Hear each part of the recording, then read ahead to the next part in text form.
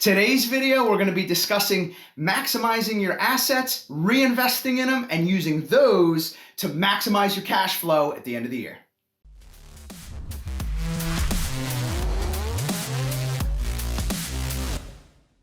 Welcome back, guys. I am Brian, the Real Bearded Businessman. Great to have you.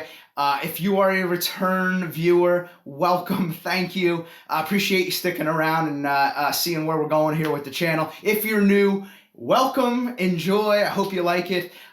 Introduce yourself down below. I want to hear from you. I want to hear if you're a creator too, or if you're just a viewer on YouTube. Either way, I want to hear from you, and I want to see see where you're at. So yeah, so today's video, like I wanted to discuss, is one of the things that I learned through this process, I guess through the last year of not only doing this YouTube channel, but also investing and understanding and learning investments is that by maximizing my assets and not pulling them back out, or not pulling my initial investments back out, how I've started maximizing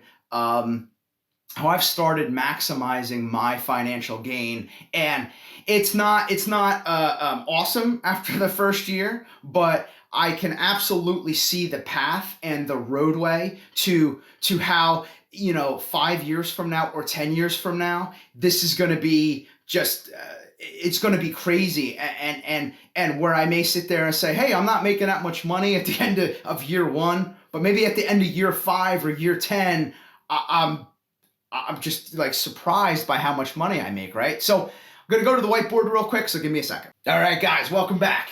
As I said, let's go to the whiteboard here. And I just want to draw a very simple figure. I'm sure people have seen it before. I'm sure I'm simplifying somebody else's figure, and I'm sure I've seen it somewhere on the internet, so I'm probably just copying their figure anyways, right? So for me, these are my assets, or not really my assets, but I guess more of my bank account and the money that sits, that sits there throughout the course of the year, right? So there's always cash coming in, and there's always cash going out, right, throughout the year. And at the end of the year, I hope that this number is still positive, or should say that this number is still greater than that number, right? That's what we're after. If this is less than this, you're in a lot of trouble. If this is equal, you're nowhere near financial independence either. So, right? So there's your year. We'll call that a Y, right? That's a Y. Right? So that's your yearly thing, right? So for me, one of the things that I guess was tough for me to understand is that I always thought that money had to come into my bank account, come into whatever I have my money in, and then it had to go out. And if it didn't go in, it just stayed here, right? Okay, well, bank account, I mean, what are you getting? You're getting almost nothing in interest, right? So why even bother, right? That was always my, my thought process. And I'll tell you right now, this thought process right here was probably one of the biggest hurdles standing in the way of me really finding my financial independence. And I mean, not finding my financial independence, it was the biggest hurdle in me even looking for the pathway and looking for the journey to my financial independence, right? So what took me forever is this right here, is the fact that I could put money in here, right? Let it sit here and start adding up for a little bit, right? And then when it was up to me, this money would come out and go back down this way, right? Now, this piece right here was the piece that took me forever to understand.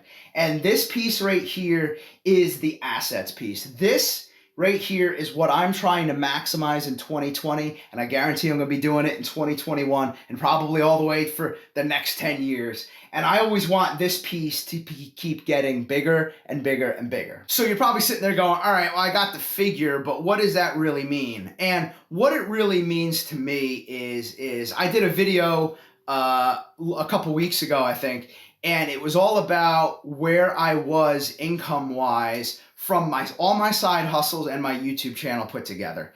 And I'll put the card up in the or I'll put the tag up in the corner. But so, and I forget exactly what the number is, but it was like in that $450 range. I honestly don't remember.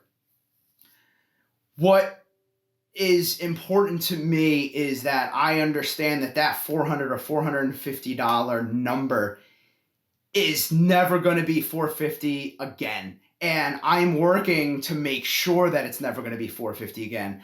I want it to be 850 in 2020. I want to be putting this video together in 2021 saying, hey, my yearly income for 2020 was 850 or 900 or 1,000. And in 2022, I want to sit there and say it's 1,500 a year. 2023, I want to tell you it's $5,000 a year, you know, and this is what drives me. This is what really, it took me a long time to figure out, is that I'm not making my yearly income anymore. I'm making my yearly income plus a little bit more, plus a little bit more, plus a little bit more, until the point when that plus a little bit more is huge. And maybe that little bit is, maybe that pays for my cable bill for the entire year. Maybe that pays for the car insurance for the entire year. So that's one less bill I have to worry about. And maybe it pays for something else. And then maybe I get to the point where I'm essentially having my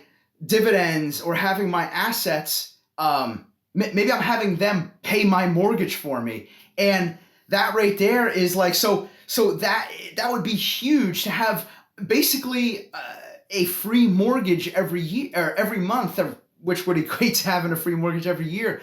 That would be tremendous. And just think, if you didn't have to pay rent or a mortgage and you were still able to live in that place, how much more freedom you would have to invest in whatever you want to invest, or maybe go check out that vacation that you really wanted to check out. And that's what really drives me, guys. So hope you guys enjoyed the video. This is hopefully a shorter one. Really enjoyed putting it together for you because, like I said, this was a tremendous eye-opener when I finally found it. Really hope you guys are finding success in your financial journeys here in 2020. It's still only January, or maybe February, I guess. We're still early as hell in the process. We have 11 months to go. That is so much time to make something happen. 11 months is a tremendous amount of time when you have the drive and the dedication to see something through. So enjoy, guys. Have fun. Wish you success, and I'll catch you guys on the next video.